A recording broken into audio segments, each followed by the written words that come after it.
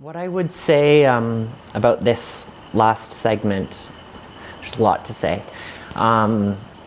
We have a police chief, or a former police chief from Calgary, who's telling us that this bill, C-51, is going to do a whole lot to prevent young people from going overseas to join organizations like ISIS.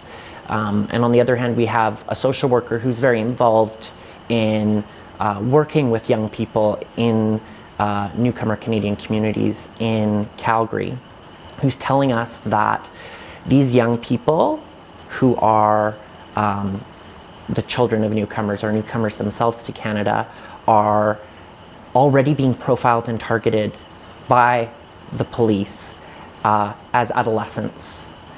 And we know that this is a real issue in Canada, across Canada, that people of color are targeted by police. They are carded by police in a way that people from the dominant cultural group, European cultural group, are not. And so it's also really important to recognize that Bill C-51 did not arise out of a concern for young Canadians going overseas to fight for organizations like ISIS. It was a very reactionary bill that has been rushed through Parliament in reaction to lone wolf attacks on symbols of the Canadian military.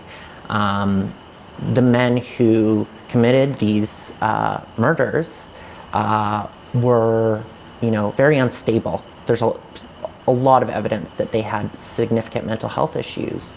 But as soon as these attacks happened, politicians jumped to the conclusion that these were terrorist attacks. And we really have to question whether they jumped to that conclusion because the people who committed them happened to not be white and happened to be Muslim, because they didn't have the information to make those attributions so early on. Yet we have young white men in Canada who, such as the man in Moncton who held much of that city hostage after killing several RCMP officers, who is just referred to as someone who had serious mental health issues, even though he was ideologically motivated to destroy agents of the state. And so we really have to question here, are these communities, is the Muslim community, are newcomer communities to Canada being unfairly targeted in the first place by organizations such as the police? How does that contribute to their sense of belonging in Canadian society, or lack thereof? And moving forward, legislation such as Bill C-51, which is very broad, wide-sweeping legislation to give unprecedented powers to our Secret Service and to military and police organizations.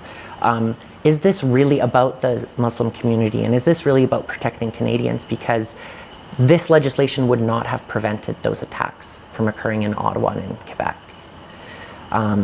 What I think is very clear is that this legislation is scapegoating the Islamic community in Canada.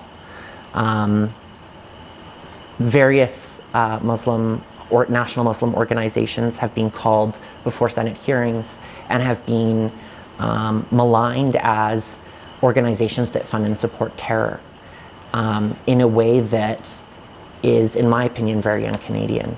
And I think that if what our true objective is to prevent young people from being recruited by these organizations and to prevent the radicalization of Canadians, then,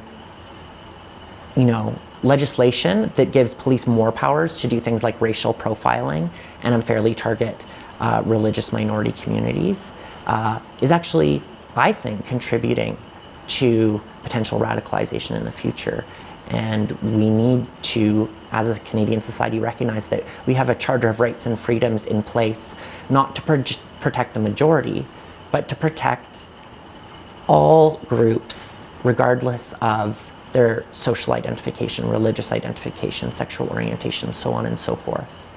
And what legislation like this does is it scapegoats minority communities and gives the police and other security services the authority to go and do things which they've never been allowed to do with little to no oversight. And that's something that we should all be afraid of.